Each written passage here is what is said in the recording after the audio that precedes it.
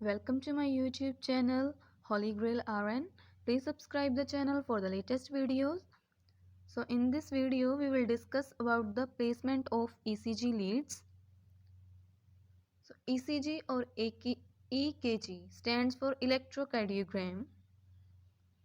ECG or EKG is what? It is a way to measure electrical activity of the heart.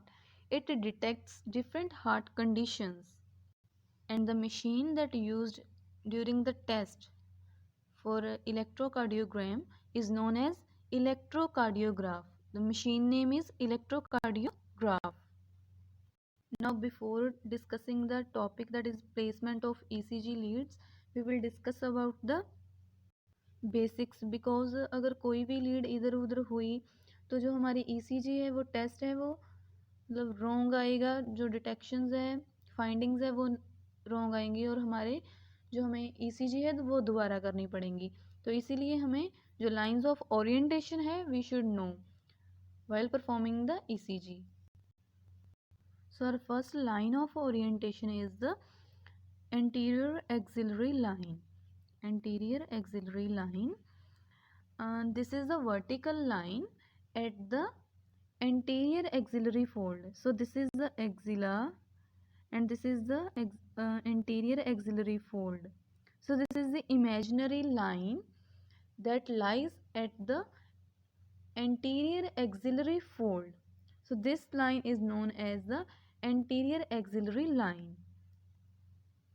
वैसे तो lines of orientation और भी बहुत होती है, but in this video we will only discuss that we need in the ECG procedure, जो हमें मतलब ECG करते टाइम जो हमें पता होनी चाहिए, दैट ओनली वी डिस्कस।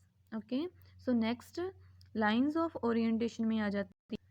वैसे तो ECG के टाइम हमें पोस्टीरियर एक्सिलरी लाइन की ज़रूरत नहीं होती, लेकिन अभी मिड एक्सिलरी लाइन को बताने के लिए जो है मैं पोस्टीरियर एक्सिलरी लाइन बता रही हूँ। ठीक है, so what is posterior axillary line? This is the line at the posterior fold of the axilla. This is the posterior fold. ठीक है, सो यहाँ पे जो वर्टिकल लाइन होगी, ठीक है, imaginary vertical line at the posterior fold, that is known as the posterior axillary line। ठीक है, जो इंटीरियर एक्सिलरी लाइन थी वो एंटीरियर फोल्ड पर थी। ठीक है, now what is mid axillary line? ठीक है, this is the mid point. ठीक है, सो द लाइन और we can say the mid point of anterior and the posterior.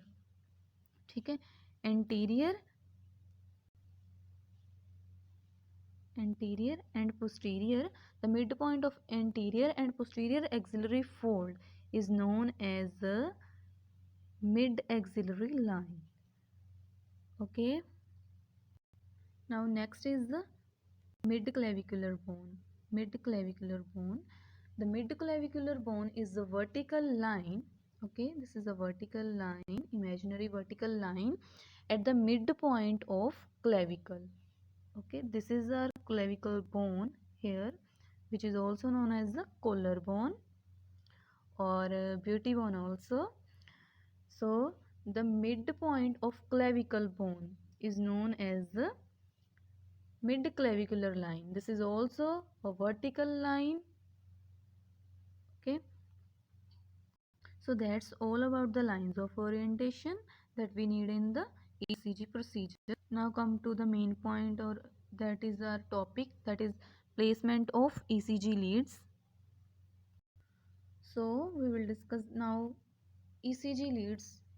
ठीक है, this is our right side and this is the left side. Okay, so जो first lead है V1, that we will apply at the fourth, this is the fourth intercostal space, first, second, third and fourth. Okay, so V1 applied at the fourth intercostal space to the right of the sternum. ठीक है, this is the right side and right side of the sternum we will apply the V1. Now V2 applied this also applied at the fourth intercostal space. Now, what is intercostal space? Intercostal space is the space between the two ribs.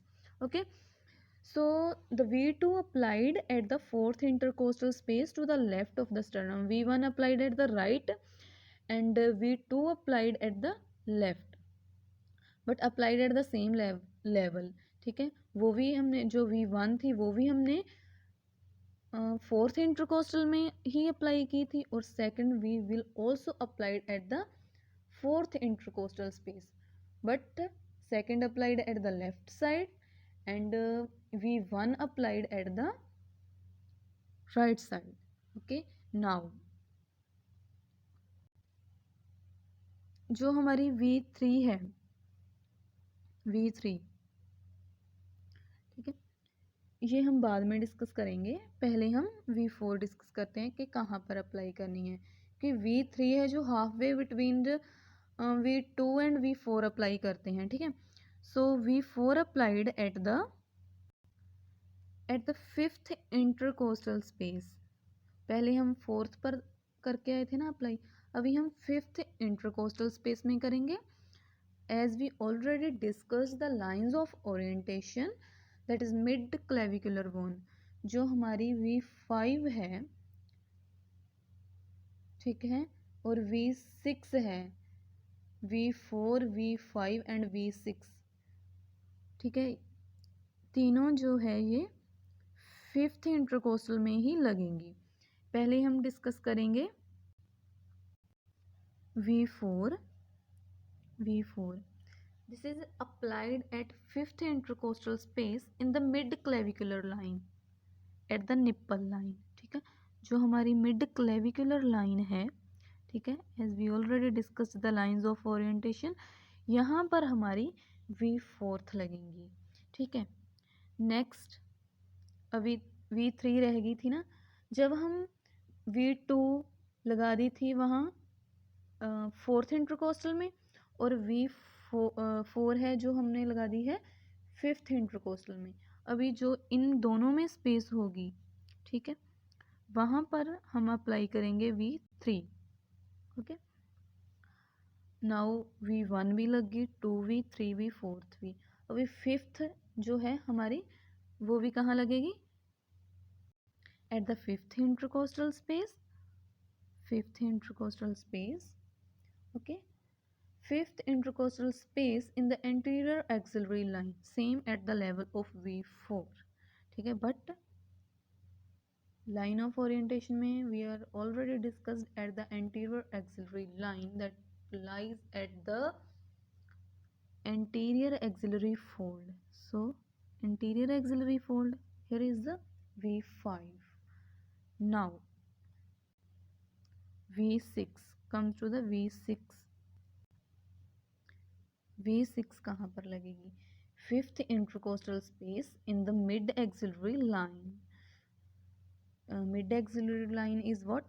At the mid point of anterior and posterior axillary line, जो हमारी है V6 apply करेंगे. ठीक है, so that's all about the chest leads in the ECG procedure. Okay, so this is already discussed कि V1 कहाँ पर apply करनी है, 2, ठीक है, 3, 4, 5, 6.